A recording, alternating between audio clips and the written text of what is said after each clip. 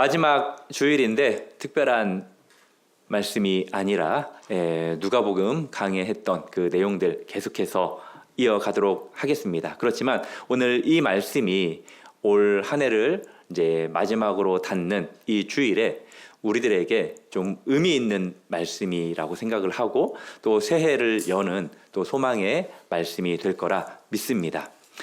우리가 몇 주간에 걸쳐서 하나님 나라에 들어가는 그 길에 대해서 함께 살펴보았었습니다. 먼저는 우리의 의가 아니라 하나님의 긍휼과 하나님의 사랑으로 하나님의 나라에 들어갈 수 있다라는 내용을 이제 18장 9절부터 살펴봤었고요. 또 15절부터는 어린 아이처럼 우리가 하나님을 의존하는 그 믿음으로 하나님 나라에 들어갈 수 있다라고 살펴봤고, 18절부터 30절까지는 사람으로서는 그 어떠한 노력으로도 천국에 들어갈 수 없지만 하나님께서는 하실 수 있다라는 그 복음을 통해서 우리가 하나님에 들어갈 수 있다라는 것을 배웠었습니다. 3주간에 이 들었던 말씀이 기억에 나시죠? 우리 성도님들의 눈빛을 보니까 당연히 기억에 난다라는 그 눈빛을 저에게 보여주시는데, 사람으로서는 할 수 없는 그 일을 하나님께서 어떻게 이루시느냐? 바로 예수 그리스도를 통해서 이루시죠. 예수님께서 걸어가셨던 그 십자가의 길을 통해서 이루십니다. 그런데 예수님이 이것을 지금 제자들에게 분명히 말씀을 해요. 그런데 오늘 본문을 보면은 어떻습니까? 제자들이 제대로 이해하지 못합니다. 왜 그럴까요?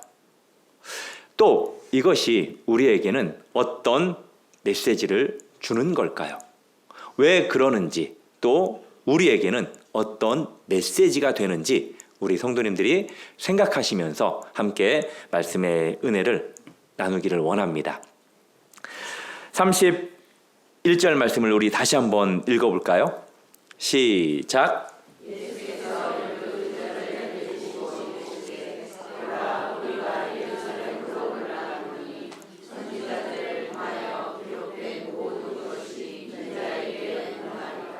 아멘. 예수님께서는 당신이 예루살렘을 향해 올라가는 그 모든 것이 선지자들을 통해서 기록된 모든 것의 성취라고 그렇게 선언을, 규정을 하십니다. 예수님께서 처음 예루살렘으로 내가 올라가리라, 그곳에서 고난을 당하리라 라고 했던 그 말씀은 어디에서 언급이 되냐면 누가복음 9장 51절에서 처음으로 언급을 하십니다. 예수께서 승천하실 기약이 차감해 예루살렘을 향하여 올라가기로 굳게 결심하고, 여기에서 굳게 결심했다라는 이 표현은 얼굴을 굳게 세우셨다라는 의미예요. 예수님께서 고난당한다라는 그 내용에 대해서 구약 성경에 여러 곳에서 언급을 합니다. 그렇지만 이사야 50장 7절 말씀을 보면은 예수님께서 고난받는 종으로서 비슷한 말씀을 하는 것을 보게 됩니다. 제가 읽어드릴게요. 주 여호와께서 나를 도우심으로 내가 부끄러워하지 아니하고 내 얼굴을 부싯돌같이 굳게 하였으므로 내가 수치를 당하지 아니할 줄 아노라. 오늘 읽었던 본문 굳게 결심하고, 즉 얼굴을 굳게 세우고라는 그 표현이 이사야 50장 7절에서 어떤 표현으로 언급이 되죠? 어렵진 않은데, 그렇죠? 내 얼굴을 부싯돌같이 굳게 하였다라는 그 표현과 같습니다. 이것은 예수님께서 고난받는 종으로서 예언된 그 길을 흔들림 없이 걸어가신다라는 것을 보여주는 거예요. 예수님은 이제 당신의 여정의 마지막에 서 계십니다. 그리고 12제자를 따로 부르셔서 오늘 말씀을 하시는 거예요. 내가 예루살렘에 올라간다. 그리고 그곳에서 여러 고난들을 당할 거다라고 말씀하십니다. 그러면서 인자가 그렇게 하나님께서 말씀하신 그 선지자들을 통해서 기록한 그 모든 것이 나 인자에게 응하게 될 것이다 라고 말을 합니다. 여기에서 응하리라 라는 이 단어가 상당히 중요해요. 이 헬라어는 텔레스테세타이라는 단어입니다. 어떤 의미를 가지고 있냐면 단순히 어떤 일이 이루어진다 라는 것을 의미하는 것이 아니라 완성에 이른다, 목적을 성취한다, 끝까지 이루어낸다 라는 의미를 가지고 있어요. 혹시 우리 성도님들 예수님께서 십자가에서 마지막에 하셨던 다 이루었다 라는 그 헬라어 아시죠? 테텔레스타이 라는 그 단어와 같은 어근을 가지고 있어요. 그 어근은 텔레오라는 단어인데요. 이제 고대 헬라 사회에서 이 단어는 아주 중요한 단어예요. 왜 그러냐면 그 의미가 중요하기 때문입니다. 이 텔레오라는 단어는 빚을 완전히 갚다, 그리고 계약을 완수하다, 또 제사를 온전히 드리다 라는 뜻으로 사용이 되었습니다. 화면을 넘겨주시면 좋을 것 같은데요. 그렇죠. 우리 성도님들이 이것을 보시면 예수님께서 걸어가시는 그 예루살렘의 길, 십자가를 향해서 걸어가시는 그 길을 중도에 멈추지 않았다라는 거예요. 예수님은 끝까지 미완성으로 그것을 남기지 않는다라는 것입니다. 처음 계획한 그대로 끝까지 성취한다라는 의미예요. 그래서 예수님이 십자가에서 테텔레스타이, 다 이루었다라고 말씀하시는 겁니다. 오늘 본문에 예수님은 인자에게 응하리라 라는 그 표현이 바로 십자가에서 다 이루어졌다, 완성되었다 라고 말씀하시는 겁니다. 그러니까 예수님의 생애는 처음부터 끝까지 완전하게 계획된 그 계획의 길을 걸어가시는 인생이었다라는 거예요. 그래서 예수님의 고난은 우연이 아니라는 겁니다. 예수님을 고난의 길로 인도했던 그 사람들이 있죠. 누굽니까? 유대 지도자들이죠. 그들이 어떻게 음모를 꾸몄습니까? 또 빌라도의 그 정치적인 계산은 어떠했습니까? 자신이 그 주판을 튕겨보니까 예수님을 내어줘야만 자신의 정치 생명이 유지된다라는 것을 깨닫고 그렇게 예수님을 내어주잖아요. 그 명령이 합법적이었습니까? 불법적이었어요. 그 불법적인 명령에도 군인들은 순종하고 그것을 수행하는 것을 보게 됩니다. 이 모든 것은 인간의 악한 그러한 행위 이면에 무엇이 있었냐면 하나님의 선한 계획이 있었기 때문입니다. 인간은 악했지만 하나님은 그 악한 인간의 계획을 통해서 구원을 이루신 거예요. 그래서 이것은 십자가의 역설이라고 우리가 말을 하는 겁니다. 이 부분에 대해서 존 칼빈은 다음과 같이 이야기했어요. 우리 같이 한번 읽어볼까요? 시작. 그리스도께서 이처럼 자신의 죽음을 예고하신 것은 그것이 우연히 일어난 일이 아니라 하나님의 영원한 작정에 따른 것임을 보여주기 위함이다. 예수님의 그 십자가의 길은 우연이 아니라는 거예요. 누구의 영원한 작정에 의한? 하나님의 영원한 작정에 따른 것임을 보여주기 위한 거라는 거죠. 예수님의 그 십자가는 창세 전부터 계획된 하나님의 구원 섭리라는 사실을 우리 성도님들 믿으시기를 바랍니다. 그렇다면 선지자들을 통하여 기록된 모든 것들은 무엇을 가리키는 걸까요? 예수님은 어떤 구약의 본문을 염두에 두고 이런 말씀을 하신 걸까요? 제가 서두에도 말씀드렸듯이 여러 곳에 언급이 됩니다. 그렇지만 가장 명확하게 메시아의 대속적 그 고난에 대해서 아주 잘 보여주는 성경이 있죠. 어디죠? 예레미야, 이사야, 에스겔 중에? 맞아요. 오래간만에 하니까. 예, 이사야 51장, 53장, 55장 중에 53장입니다. 우리 성도님들 나중에 예배 끝나고 집에 가셔서 53장을 한번 읽어보십시오. 특별히 3절부터 5절까지 말씀을 우리 한번 보겠습니다. 제가 먼저 3절 읽을게요.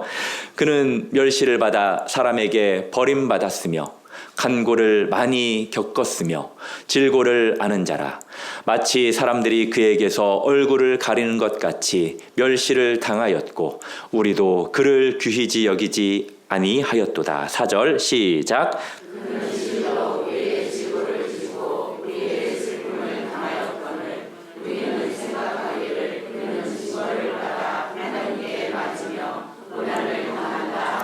오절도 같이 읽겠습니다. 시작. 그가 찔림은 우리의 허물 때문이요 그가 상함은 우리의 죄악 때문이라.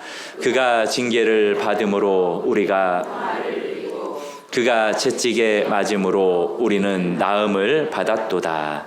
아멘. 이사야 선지자가 얼마나 놀라운 그 진리의 말씀을 하고 있습니까? 고난받는 이가 자기 죄 때문이 아니라 누구 죄 때문에 그렇게 고난을 당한다라고 표현하고 있습니까? 우리의 죄, 우리의 허물 때문이라고 표현하고 있습니다. 무죄한 자 되시는 그 메시아 예수 그리스도께서 유죄한 자 우리 때문에 그렇게 형벌을 받는다라고 말씀하고 있습니다. 7절 말씀도 한번 볼까요? 그가 곤욕을 당하여 괴로울 때에도 그의 입을 열지 아니하였으며 마치 도수장으로 끌려가는 어린 양과 털 깎는 자 앞에서 잠잠한 양같이 그의 입을 열지 아니하였도다. 만약에 우리가 억울한 일을 당해서 경찰서에 잡혀갔어요. 그러면 우리 성도님들 가만히 있겠습니까? 내 죄가 하나도 없음에도 불구하고 그냥 고스란히 그것을 당하겠냐는 거예요. 예수님은 그렇게 하셨다라는 거예요. 대제사장과 빌라도 앞에서 억울하지만 침묵하셨습니다. 십자가 위에서조차도 절대 변호하지 않으셨어요. 도수장에 끌려가는 어린 양처럼 우리를 구원하기 위해서, 우리를 살리기 위해서, 우리의 죄를 용서하기 위해서 그렇게 순종하셨습니다. 예수님은 지금 바로 그 예언의 완성을 향해서 한 걸음 한 걸음 십자가를 향해서 걸어가고 계시는 거예요. 믿으십니까? 우리 32절, 33절 말씀 볼까요? 같이 읽겠습니다. 시작. 인자가 이방인들에게 얹어서 조롱을 당하고 능욕을 당하고 진대심을 당하였으며 그들은 채찍질하고 그를 죽일 것이나 그는 3일 만에 살아나리라 하시되. 아멘. 예수님께서는 자신이 당할 그 고난을 6가지로 구체적으로 표현하고 있습니다. 먼저는 잡혀가시죠. 넘겨집니다. 그리고 희롱을 당하십니다. 띄워주세요. 그리고 능욕을 받으시고 침뱉음을 당하고 채찍질을 당하고 죽임을 당하십니다. 메시아는 유대인뿐만이 아니라 이방인들에게도 거절을 당해요. 이것은 온 인류가 메시아를 배척했음을 의미하는 표현이에요. 로마는 사형수를 죽일 때 십자가의 처형으로 사형수들을 죽였습니다. 신명기 21장에 보면은 나무에 달린 자는 하나님께 저주를 받았습니다. 그러니까 예수님은 율법의 그 저주를 몸소 담당하기 위해서 반드시 로마 권력에 넘겨져 십자가에 달려져야만 했던 것입니다. 그렇게 예수님은 여러 가지 고난을 당하셨어요. 그런데 저 고난의 표현들을 보면은 조금 당황스러운 표현이 하나 보이지 않습니까? 3번과 5번 사이에 침뱉음을 당했다라는 표현이 있습니다. 이것은 아주 충격적인 표현이에요. 지금도 마찬가지지만 고대 중동 문화에서 침뱉는 행위는 단순한 모욕이 아닙니다.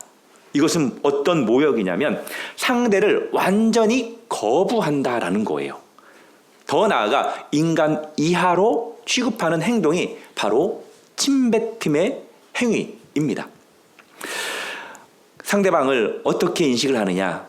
너는 내 앞에 나타날 자격조차 없는 사람이야.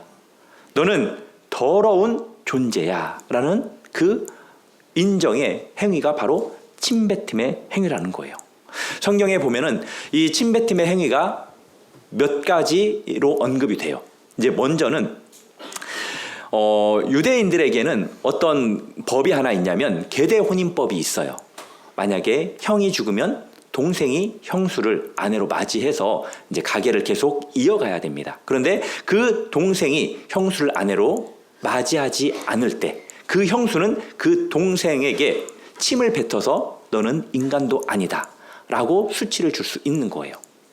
그리고 또 욥이 얼마나 많은 고난을 당했습니까? 그 고난당한 그 욥에게 세상 사람들은 침을 뱉었어요. 네가 얼마나 큰 죄를 범했으면 그렇게 하나님이 너를 치셨겠냐라고 했습니다.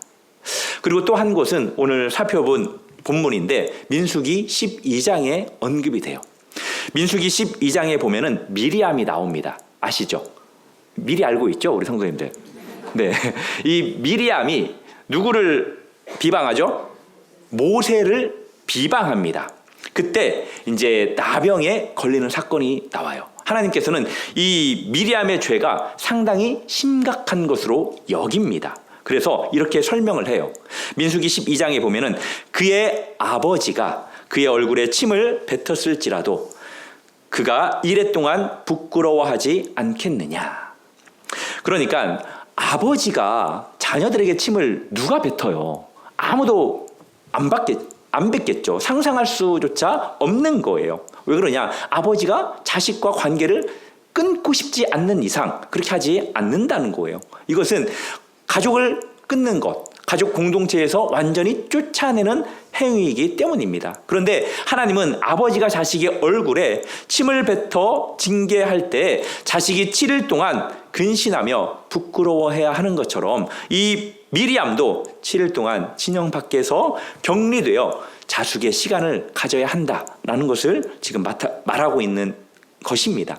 그런데 바로 예수님이 그 침뱉음을 당하실 거라고 예언하고 있는 거예요. 하늘의 영광을 버리고 이 땅에 오신 하나님의 아들이 피조물 된 그 인간들에게 얼굴에 침을 맞으십니다. 이것이 얼마나 비참합니까? 예수님이 겸손하지 않으셨다면 그 침뱉음을 당하셨겠어요? 그러지 않았을 거라고 봅니다. 예수님은 그렇게 겸손하셨어요. 그리고 예수님이 사랑이 없으셨다면 또 그러지 않았을 겁니다. 오히려 그 인간들을 한 번에 다 멸하셨겠죠. 그렇지만 하나님은 겸손하셨고 철저한 사랑으로 그렇게 참으셨어요. 이것이 우리 개혁주의가 말하는 그리스도의 비하입니다. 그리스도의 비하에 대한 설명은 빌립보서 2장에서 아주 잘 언급하고 있어요. 잘 아시죠? 그는 근본 하나님의 본체시나 하나님과 동등됨을 취할 것으로 여기지 아니하시고. 같이 읽겠습니다. 7절 작.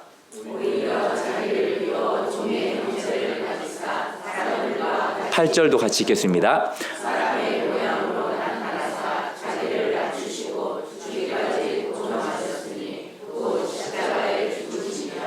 아멘. 정말 얼마나 이 말씀을 접할 때마다 감격하고 감사하지 않을 수 없지 않습니까? 예수님의 그 비하는 그렇게 하나님이신 예수님이 사람이 되셨다라는 거예요. 성육신 하셨다라는 겁니다. 띄워주세요. 죄 없으신 분이 죄인처럼 그렇게 취급을 당하셨다라는 거예요. 그리고 생명의 주가 되신 신이신데 죽음을 맛보셨고 무덤에 그렇게 묻히셨습니다. 창조주 되시는 그 하나님께서, 예수님께서 피조물에게 침뱉음을 당하신 이 사건은 너무나도 비극적인 사건이에요. 생명의 주가 사형수가 되신 거죠. 영광의 주가 수치의 극점에 서신 사건이 바로 십자가의 사건이라는 거예요. 그러나 말씀이 여기에서 멈추지 않죠. 33절 하반절에 보면은 뭐라고 기록이 되어 있습니까? 그는 3일 만에 살아나리라. 그리스도의 비하가 그리스도의 승귀가 되었다라는 거예요. 그러니까 비하는 승귀를 향한 통로라고 볼 수 있는 겁니다. 죽음이라는 것은 부활이라는 승리로 가는 필연적인 과정이라고 볼 수 있는 거예요. 그리스도의 승귀에 대해서는 빌립보서 2장 9절부터 11절까지의 말씀이 잘 언급이 되어 있습니다. 그러므로 하나님이 그를 지극히 높여 모든 이름 위에 뛰어난 이름을 주사 십자가의 수치는 영광의 전주곡이 되었고 고난의 골짜기는 부활의 산을 향해 열려 있었던 것입니다. 사랑하는 성도 여러분, 예수님께서는 그렇게 십자가를 인내하시고 십자가를 참아내 주셨습니다. 우리 히브리서 12장 2절 말씀 한번 같이 읽어볼까요? 시작. 그는 그 앞에 있는 기쁨을 위하여 십자가를 참으사 부끄러움을 개의치 아니하듯 하나님 보좌 우편에 앉으셨느니라. 아멘. 예수님께서 어떻게 참으셨습니까? 부활을 아셨기 때문에 십자가를 참으셨습니다. 영광을 아셨기 때문에 수치를 견디셨습니다. 그리고 이제 그 길에 대해서 제자들에게 설명을 해요. 그런데 제자들의 반응은 어떻습니까? 34절에 보면은 충격적이죠. 하나도 깨닫지 못합니다. 알지도 못했다라고 기록하고 있어요. 왜 그렇습니까? 그 말씀이 감추어져 있었기 때문이에요. 여기에서 감추어졌다라는 이 표현은 신적 수동태라고 부릅니다. 신적 수동태. 그러니까 이 말씀을 누가 감췄다라는 거예요? 인간이 아니라 하나님. 하나님께서 이 말씀을 감췄다라는 거예요. 그래서 그들이 이해하지 못하게 되었다라는 겁니다. 하나님이 막으셨어요. 하나님이 당신의 말씀을 깨닫고 구원받지 못하도록 또 언급한 내용들 구약의 말씀 중에 기억하실까요? 이사야서 6장에 나오는 말씀 9절 10절에 보면은 하나님이 심판을 받아 마땅한 자들에게 눈을 멀게 하시고 또 귀를 먹게 하시는 그러한 말씀이 언급이 돼요. 제가 9절 말씀 읽을게요. 여호와께서 이르시되 가서 이 백성에게 이르기를 너희는 듣기는 들어도 깨닫지 못할 것이요 보기는 보아도 알지 못하리라 하여 10절 시작. 이 백성의 마음을 둔하게 하며 그들의 귀가 막히고 그들의 눈이 감기게 하라. 명령하건대 그들의 눈으로 보고 귀로 듣고 마음으로 깨닫고 다시 돌아와 고침을 하리라 하노라 하시기로. 아멘. 하나님이 얼마나 화가 났으면 저런 말씀을 하시겠습니까? 만약에 우리 성도님들에게 귀로 듣고 보고 마음으로 깨닫고 다시 나에게 돌아와 고침을 받지 못하게 하라 라고 하신다면 우리 성도님들 어떻게 반응하시겠습니까? 얼마나 두려운 말씀입니까? 하나님께서는 때때로 이렇게 우리의 이해를 막아요. 왜입니까? 섣부른 오해가 오히려 더 큰 오해를 섣부른 오해가 아니라 섣부른 이해가 더 큰 오해를 낳을 수도 있기 때문입니다. 십자가와 부활은 따로따로일까요? 아니면 한 세트일까요? 저와 우리 성도님들은 따로따로일까요? 한 세트일까요? 우리 성도님들과 교회는 따로따로일까요? 한 세트일까요? 오늘 한 세트만 기억하시는 거 아닌지 모르겠네요. 그런데 이 제자들은 따로따로 생각했다는 거예요. 특별히 부활을 아마 먼저 생각했을 수도 있었다라는 거예요. 아니 솔직히 죽음도 생각도 안 하고 부활도 생각도 안 할 수도 있지만 만약에 예를 들어서 십자가는 고난을 생각하지 않고 부활만 생각한다면 십자가의 필연성과 또 중요성을 깨닫지 못하고 오히려 피하려고만 했을 것입니다. 이것은 마치 운동선수가 금메달을 따면 부귀영화가 온다, 명예가 온다라는 그 결과만 안다면 선수들은 매일 반복되는 그 고통스러운 훈련, 십자가라고 볼 수 있겠죠. 이것을 그저 피하고 싶은 괴롭힘만으로도 여길 수 있다라는 거예요. 그런데 반면에 훈련을 통해서 근육이 만들어지고 또 훈련을 통해서 승리를 가능케 하는 유일한 길임을 안다면 그 훈련의 가치를 어떻게 느끼겠냐라는 것입니다. 그렇죠. 그래서 십자가와 부활은 한 세트라는 거예요. 예수님께서는 이 십자가의 고난을 온전히 경험하고 나서야 부활의 영광을 깨닫게 하시도록 그렇게 제자들에게 이야기를 하고 있는 겁니다. 그렇지만 제자들은 지금 어떤 상태입니까? 영적으로 맹목 상태예요. 영적으로 맹인과 같은 상태라는 것입니다. 그들은 어떤 생각에 사로잡혀 있습니까? 그들의 마음 가운데 메시아는 다른 분이 아니에요. 정치적으로 해방시켜줄 메시아로 생각했습니다. 군사적으로 해방자처럼 여겼어요. 그리고 지상에서 자신들의 영광이 되어줄 메시아로 생각을 했습니다. 그 견고한 선입견이 바로 그들을 영적으로 맹목 상태로 만들었다는 거예요. 그래서 우리가 가지고 있는 잘못된 선입견이 그래서 무서운 겁니다. 우리가 이 선입견을 예수님에게 언급한 두 제자가 있죠. 형제인 야고보와 요한. 야고보와 요한이 예수님을 찾아가서 이야기를 하죠. 예수님께서 영광을 받으실 때에 야고보는 좌측에 나는 우편에 앉게 해주세요 라고 그렇게 이야기를 하잖아요. 야고보와 요한은 예수님을 통해서 자신들의 야망을 이루려고 했다라는 거예요. 그러므로 고난과 죽음을 말씀하시는 그 예수님의 음성은 그들의 귓가를 스쳐가는 바람과 같을 뿐이었겠죠. 사랑하는 성도 여러분, 제자들의 모습을 보면서 우리들은 어떻다고 생각하십니까? 제자들만 바보라고 여기십니까? 아니면 우리도 제자들과 별반 다르지 않다라고 여기십니까? 기본적으로 제자들과 우리도 별반 다르지 않아요. 우리도 전적 부패자들이기 때문입니다. 우리의 타락은 도덕적인 영역뿐만이 아니라 인식적인 영역까지 원래 우리는 부패해 있어요. 로마서 3장에 보면은 이런 말씀이 있죠. 깨닫는 자도 없고 하나님을 찾는 자도 없다. 왜 우리가 이 제자들만큼은 아닐 수 있겠지만 선입견을 우리도 가지고 있습니다.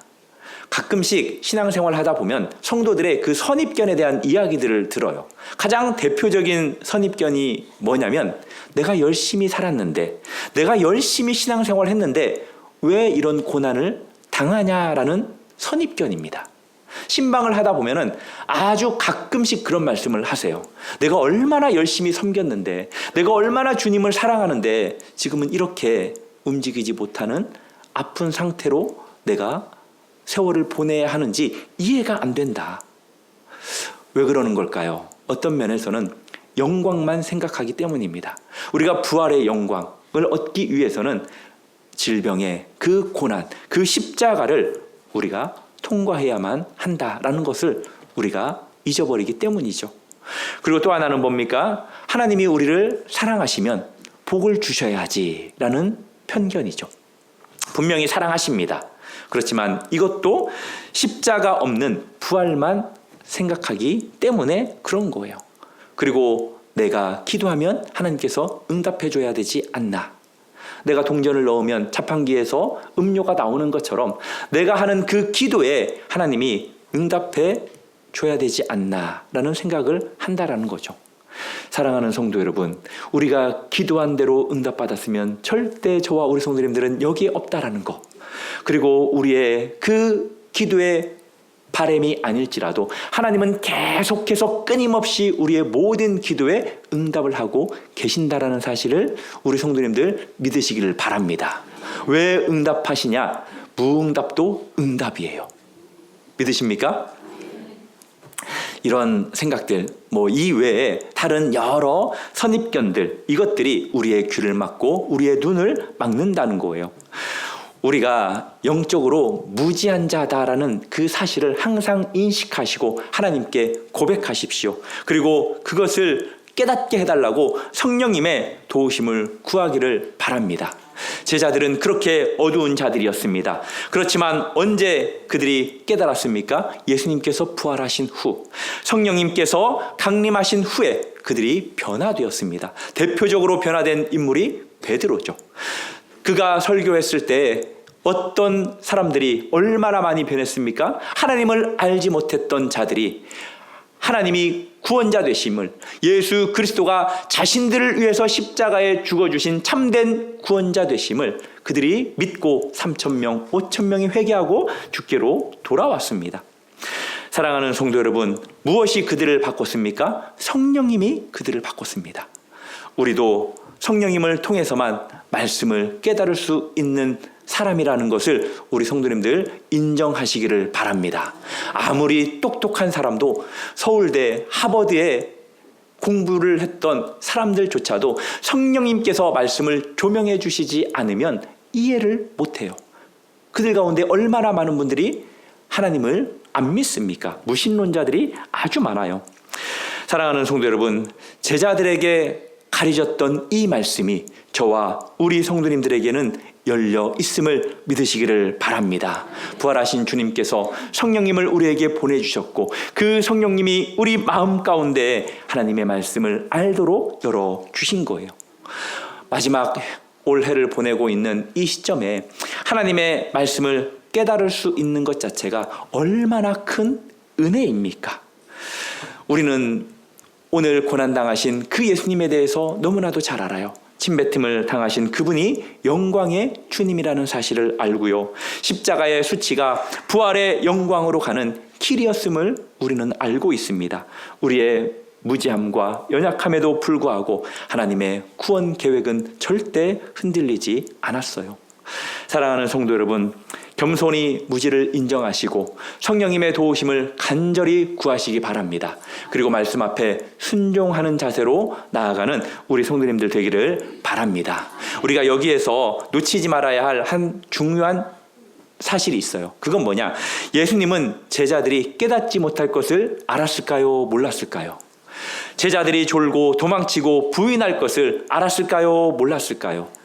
그럼에도 불구하고 예수님은 단 한 걸음도 멈추지 않고 뒤로 물러나지 않고 계속해서 예루살렘을 향해서 걸어가셨습니다. 왜 그렇습니까? 바로 그들이 깨닫지 못했기 때문입니다. 당신이 그 길을 완수해야만 제자들이 온전히 깨달을 수 있었기 때문에 십자가에서 죽으셨고 십자가에서 피를 흘리신 것입니다. 사랑하는 성도 여러분, 오늘 이 말씀은 우리가 지난 3주 동안 들었던 그 모든 것이 여기에서 완성된다라고도 볼 수 있습니다.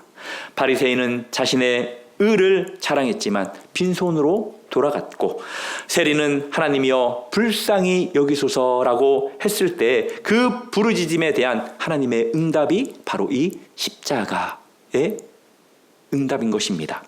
그리고 어린아이처럼 의존해야 한다라는 그것은 바로 예수님께서 우리를 위해서 십자가에서 죽어주신 유일하신 구원자다. 오직 그분만 의존해야 우리가 천국에 갈 수 있다라는 것이고요. 마지막으로 부자가 뭐라고 고백했습니까? 내가 무엇을 하여야 영생을 얻으리이까? 사람으로는 할 수 없으되 하나님으로는 다 하실 수 있느니라. 하나님께서 무엇을 하셨습니까? 예수 그리스도를 십자가로 내보내셔서 우리가 할 수 없는 그 구원을 이루어 주셨습니다. 그래서 선지자들을 통해 기록된 그 모든 것을 어디에서 성취하셨습니까? 십자가에서 성취하셨어요. 비아를 통해서 결국 승귀에 이르신 거예요. 우리의 무지함에도 불구하고 하나님은 그렇게 당신의 구원 계획을 진행하신 겁니다. 말씀을 맺겠습니다. 사랑하는 성도 여러분, 선지자들을 통해 예언된 그 모든 것이 예수 그리스도를 통해 성취되었음을 믿으시기를 바랍니다. 우리를 위해서 십자가에 죽으셨고 사흘 만에 부활하셨음을 믿으시기를 바랍니다. 우리의 무지함과 연약함에도 불구하고, 아니 바로 그것 때문에 예수님께서 구원의 길을 여셨음을 믿으시기를 바랍니다. 우리에게 필요한 것은 무엇입니까? 십자가와 부활로 이루신 구원을 믿음으로 의존하여 받아들이는 것, 그것이 우리에게 필요한 것입니다. 2025년 마무리하며 제자들에게 가리워졌던 이 말씀을 깨닫게 하신 은혜를 기억하시고, 우리 앞에 당한 그 고난의 길이 있을지라도 그것이 부활의 영광으로 가는 하나님의 길이라는 사실을 기억하시고, 십자가 없는 부활은 없다, 십자가 없는 부활은 없다, 비아 없는 승기도 없다 라는 이 사실을 기억하시면서 우리를 위해 비아의 길을 걸으신 주님을 묵상하며 그 구원의 은혜에 감사하는 신실한 제자들이 되기를 주님의 이름으로 축복합니다.